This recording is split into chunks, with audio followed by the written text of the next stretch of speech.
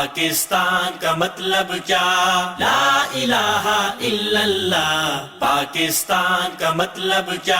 لا الہ الا اللہ. پاکستان کا مطلب کیا؟ لا الہ الا اللہ. السلام علیکم ناظرین. امن، عافیت اور دین و دنیا میں ترقی اور کامیابی کی بہت سی دعاؤں کے ساتھ میں ہوں آپ کا میزبان یوسف سراج. پروگرام ہے پیغام پاکستان. ہمارے ساتھ تشریف فرما ہے جناب ڈاکٹر محمد حماد لکھوی، معروف ماہر تعلیم ہیں، مفسر قرآن ہیں اور اس پروگرام کے مستقل پینلسٹ ہیں. آپ کے تجزیے، تبصرے، حالات پر دینی حوالے سے، تعلیم کے حوالے سے وہ آپ کے گوش گزار کرتے رہتے ہیں. ڈاکٹر صاحب السلام علیکم. جی وعلیکم السلام ورحمۃ اللہ وبرکاتہ. ڈاکٹر صاحب، خبر پہلی آج ہم شامل کر رہے ہیں. یہ بڑی مبارک اور بڑی دلوں کو خوش کرنے والی خبر ہے. ایک تو ڈاکٹر صاحب، جب کوئی خبر سرزمین حرمین سے متعلق ہو اور اس سرزمین سے متعلق ہو جس کو ہمارے نبی کی سرزمین ہونے کا اعزاز حاصل ہے، تقدس حاصل ہے، تو مومنوں کے دل کھل اٹھتے ہیں. مدینہ کے بارے میں خبر ہے اور مدینہ یونیورسٹی کے بارے میں خبر ہے. یہ جو یونیورسٹی ہے Medina university, Guinness book of world record میں اس کو شامل کر لیا گیا ہے.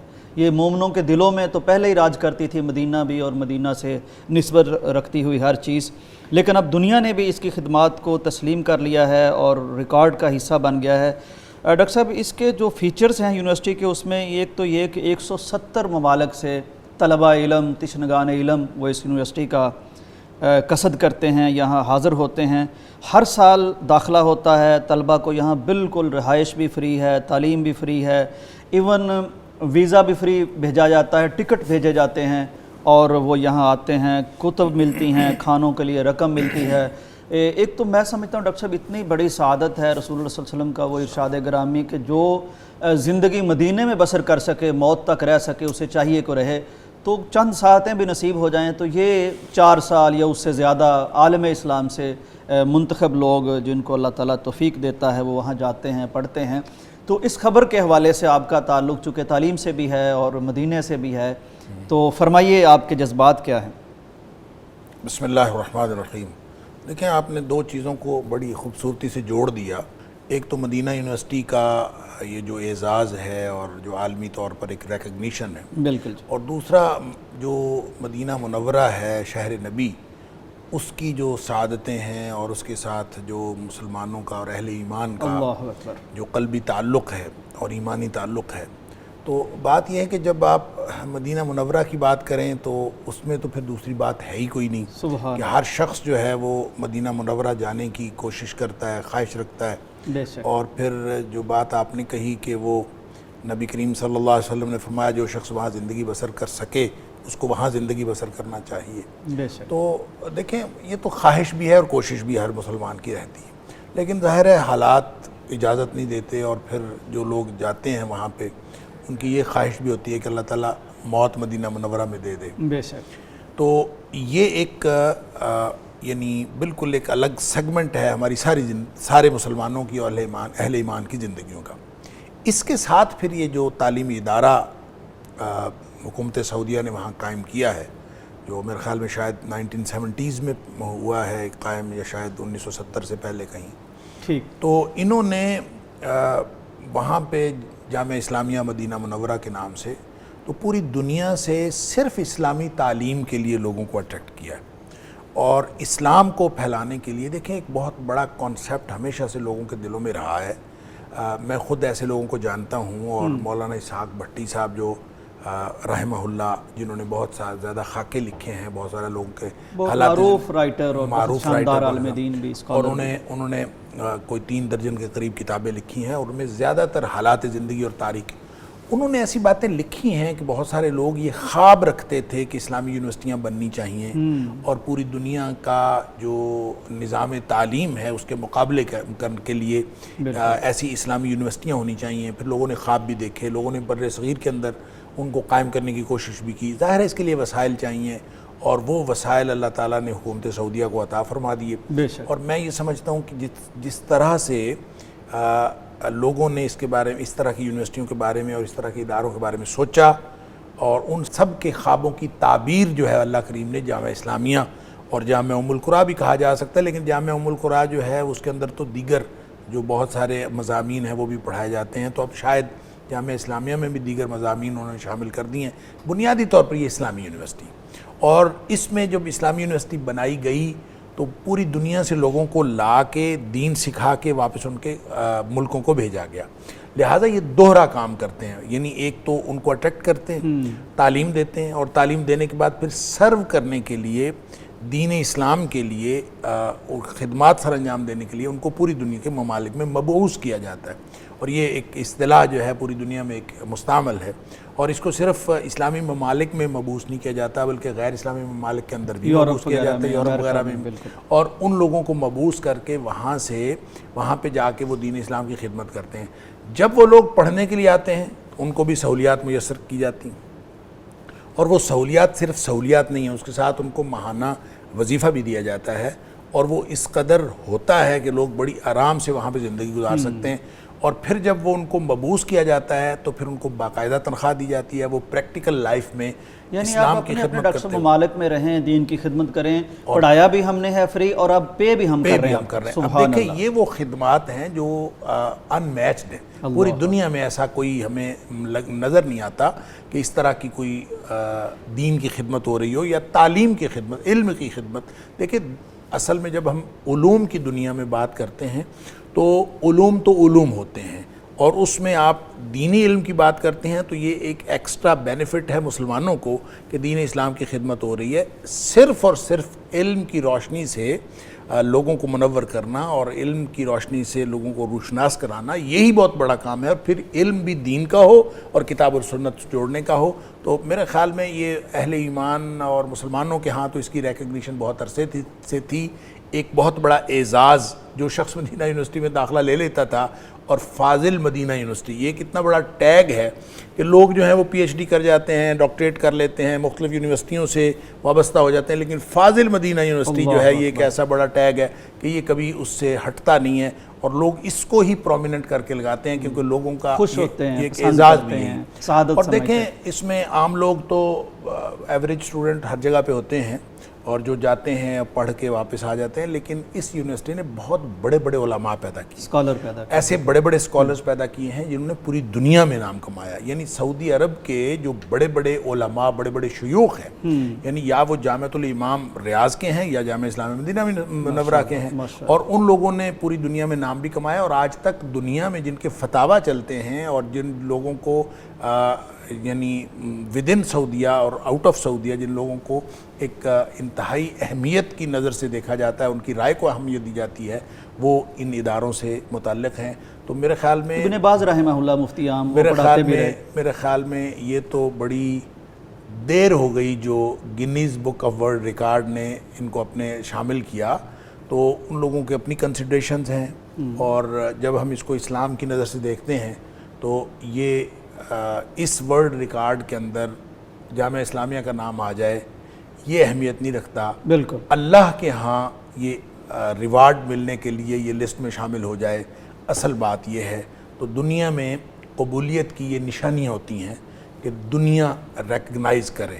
اور وہ جو عربی کا مقولہ ہے کہ الفضل ما شاہدت بہ الاعداء، کہ جس اصل فضیلت وہی ہوتی ہے جس کا مخالف بھی اعتراف کرے. تو یہ ایک گویا ہم دنیا میں دیکھتے رہے ہیں، اور میں جب یو کے میں تھا تو میں وہاں پہ بہت سنتا تھا، اور ہم یہاں پہ بھی سنتے رہتے ہیں کہ جو مدینہ یونیورسٹی ہے یہ اس طرح کے نظریات پھیلا رہی ہے، اور دنیا میں اس طرح کے نظریات پھیل رہے ہیں، اور اس کے بارے میں بہت بڑی بڑی ایلیگیشن جو ہے وہ لگتے ہیں. میں وہاں پہ تھا تو بی بی سی چینل 4 نے ایک بہت بڑی ڈاکومنٹری دکھائی تھی، اور ان کا بھی خیال تھا کہ یہ ساری کی ساری فکر جو ہے یہ مدینہ یونیورسٹی پھیلا رہی. یعنی ایک طرف وہ پروپیگنڈا، اور بالآخر وہ اس کو اعتراف کرنے پر مجبور ہو گئے ہیں، اور تسلیم کرنے پر مجبور ہو گئے ہیں کہ اللہ کے فضل سے جو خدمت جامعہ اسلامیہ مدینہ منورہ سر انجام دے رہی ہے، دنیا میں کوئی اور یونیورسٹی یہ خدمات سر انجام نہیں. جی بالکل ڈاکٹر صاحب، آپ نے ماشاءاللہ اس کا احاطہ کیا، اور کتنا بڑا یہ ایک ہمارا تعلیمی میدان ہے، نظام ہے، یونیورسٹی ہے. پوری دنیا تو اس کی معترف بھی تھی، مانتی بھی تھی، لیکن اس کے یہ جو سٹینڈرڈز ہیں، جو معیار ہیں، جو خدمات ہیں، اب ان کو دنیاوی پیمانوں سے بھی ماپا گیا اور گنیز بک میں اس کو شمار بھی کیا گیا۔ ڈاکٹر صاحب یہ آپ کے یقیناً علم میں ہی ہوگا کہ بڑا معروف ہے کہ جب اس کا آغاز ہوا تو ظاہر عالم اسلام سے مشاورت ہوئی، اور پاکستان سے بھی کئی ایسے نام ہیں جن کے بارے میں معروف ہے کہ ان کو نہ صرف مشاورت ان سے کی گئی بلکہ حدیث پڑھانے کے لیے شروع میں پاکستان سے انہیں وہاں بلایا بھی گیا، ان کی خدمات بھی حاصل کی گئی۔ ڈاکٹر صاحب چلیں یہ تو ایک ہو گئی بات نظریاتی ساری بات، اب یہ فرمائیے کہ آپ نے، میں ویسے یونیورسٹی میں بھی گیا ہوں، میں نے بھی دیکھی، آپ نے بھی دیکھی ہوگی، آپ سے میں سننا چاہتا ہوں کہ ایک جامعہ وہ ہے جہاں آپ پڑھا رہے ہیں پنجاب یونیورسٹی، ایک وہ یونیورسٹی ہے، تو ماحول کیسا آپ کو وہاں کا لگا؟ اساتذہ سے کوئی ملاقات ہوئی؟ کوئی طلبہ آپ کے پاس بھی آ کے پڑھتے ہوں گے، ان کی کیسی ذہنی استعداد ہوتی ہے؟ تھوڑا سا اس حوالے سے ضرور گائیڈ فرمائیے۔ دیکھیں، دو حوالوں سے میں بات کرنا چاہوں گا۔ ایک تو یہ ہے کہ جب یونیورسٹیوں کو ریکگنیشن ملتی ہے انٹرنیشنل لیول پہ تو اس کے کوئی سرٹن پیرامیٹرز ہیں، بالکل، یعنی ایسے نہیں ہے کہ آپ کسی یونیورسٹی کو پکڑ کے اٹھا کے کہہ دیتے ہیں کہ یہ یعنی اپنی مرضی سے نہیں کہہ سکتے۔ جو Guinness book of world record ہے، یہ تو ایک ورلڈ ریکارڈ کے حوالے سے گویا اس طرح کا ریکارڈ یونیورسٹی میں پوری دنیا میں ہوا نہیں ہے، اس لیے انہوں نے اس کو شامل کیا۔ ویسے جو یونیورسٹیوں کی ریکگنیشن ہے اور رینکنگ ہے، اس کے لیے سرٹن پیرامیٹرز ہیں، ایجنسیاں بنی ہوئی ہیں، اور اس میں ایک یعنی Q S ranking, Q S ایک بہت بڑی رینکنگ ایجنسی ہے، اس کے علاوہ ٹائمز رینکنگ ایجنسی ہے، اور ان کو بڑا معتبر سمجھا جاتا ہے دنیا میں۔ اچھا، انہوں نے اسپیسیفک پیرامیٹرز رکھے ہوتے ہیں اور وہ ان پیرامیٹرز پہ جانچتے ہیں، مطلب یہ ہوگا تو پھر ہم مثال کے طور پر اسٹوڈنٹ باڈی اتنی ہو، اور اس کے مطابق پھر جو ٹیچرز کی تعداد ہے وہ اتنی ہو، پھر ان کے لیے جو فنڈز کی اویلیبلٹی ہے وہ ہو، اور پھر اس کے اندر جو ریسرچ پروجیکٹس ہیں، ریسرچ آؤٹ کم ہے، مختلف اس کے پیرامیٹرز ہوتے ہیں۔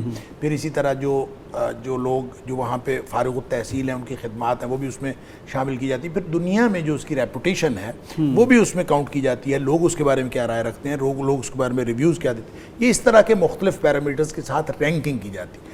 یہ جو Guinness book of world record میں، یہ تو رینکنگ سے اگلی بات ہے، لہٰذا جب رینکنگ کے لیے بھی آپ جاتے ہیں تو وہ اصل میں ڈیٹا خود یونیورسٹیاں اس میں سبمٹ کرتی ہیں۔ یعنی یہ شاید لوگوں کے علم میں نہیں ہوگا کہ یونیورسٹیاں خود ڈیٹا اپنا سبمٹ کرتی ہیں، اور بعض اوقات اس کو مینیج بھی کرتی ہیں، کیونکہ 400-600 لوگوں کی لسٹ دینی ہوتی ہے جن سے وہ ریویوز لیتے ہیں اور رینڈملی اس میں سے لیتے ہیں، اور بہرحال یہ اس طرح سے مختلف طرح کا ڈیٹا جو ہے وہ سبمیشن ہوتی ہے، اور اس کے بعد اس کی رینکنگ جو ہے اس کو ڈیٹرمن کی جاتی ہے۔ لیکن بعض اوقات رینکنگ ایسی ہوتی ہے جس کو خود ایجنسیاں جو ہیں، وہ انٹرنیشنل جو ریکگنیشن کی ایجنسیاں، وہ خود اٹھاتی ہیں۔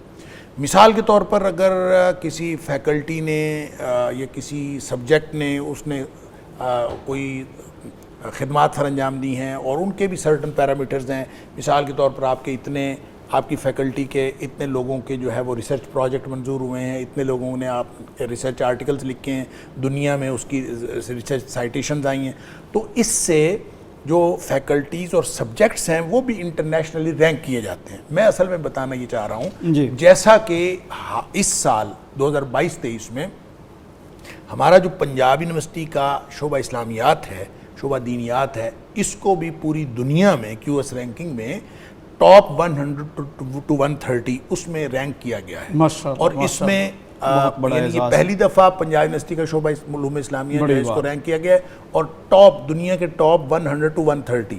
اچھا، اور اس میں ڈیٹا ہم سبمٹ نہیں کرتے بلکہ وہ خود ڈیٹا اٹھاتے ہیں۔ تو میں یہ سمجھتا ہوں کہ انٹرنیشنل ایجنسیز کے نگاہوں میں آنا اپنی پرفارمنس کی بنیاد پر، یہ ایک بہت بڑی بات ہوتی ہے، اور بہت پرومیننٹ جب تک پرفارمنس نہ ہو وہ نہیں آتا۔ اور پھر خاص طور پہ یہ جو ورلڈ ریکارڈ کی کتاب ہے، یہ تو لیتے ہی خاص لوگوں کو ہیں اور خاص چیزوں کو ہیں، تو پوری دنیا کی یونیورسٹیوں میں جو نگاہ میں آئی یونیورسٹی ورلڈ ریکارڈ میں شامل کرنے کے لیے، وہ جامعہ اسلامیہ مدینہ منورہ آئی۔ تو اس اعتبار سے ایک تو یہ ہے جو پیرامیٹرز ہیں۔ دوسرا جو آپ نے سوال کیا تھا کہ وہاں کا جو سسٹم کیسا ہے اور وہاں کے نظام میں کوئی خاص بات ہے، وہاں کے ماحول میں کوئی خاص بات ہے، دیکھیں جو اسلامیہ یونیورسٹی ہوتی ہے اور جو عام یونیورسٹی ہوتی ہے اس میں فرق ہوتا ہے، کیونکہ وہ صرف میل سٹوڈنٹس کی یونیورسٹی ہے، اس لیے وہ اس کا ماحول تو باقی یونیورسٹیوں سے جو کو ایجوکیشن والی یونیورسٹیاں ہیں اس سے تو بالکل ہی اکثر مختلف ہو گیا، لہٰذا وہاں پہ آپ کو جو اسلامی اقدار کی پابندی بہت زیادہ نظر آتی ہے.